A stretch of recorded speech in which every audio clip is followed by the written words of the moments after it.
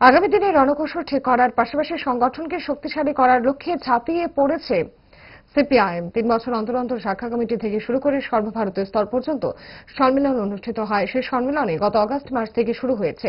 আগামী এপ্রিল মাসের 2 থেকে 6 এপ্রিল তামিলনাড়ুর মাদুরাই 24তম সর্বভারতীয় সম্মেলন অনুষ্ঠিত হবে।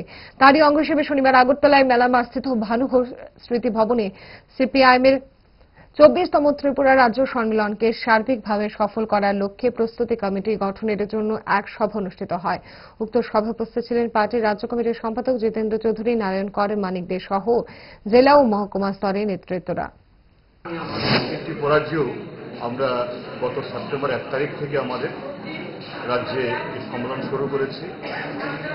আমাদের রাজ্যে প্রায় 4 সহস্রাধিক ব্রাঞ্চ কমিটি, তারপর এই লোকাল কমিটি 300-এর উপরে, তারপর 24টা মহকুমা কমিটি, ইতিমধ্যে তার 23টা শেষ হয়েছে।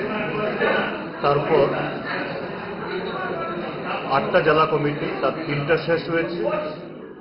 আর এই সমস্ত ব্রাঞ্চ, লোকাল, মহকুমা, জেলা শেষ করার পর আগামী 29, 30 এবং 31 জানুয়ারি আগরতলায় টাউন হলে আমাদের রাজ্যভিত্তিক সম্মেলন তথা 24তম সম্মেলন অনুষ্ঠিত হবে।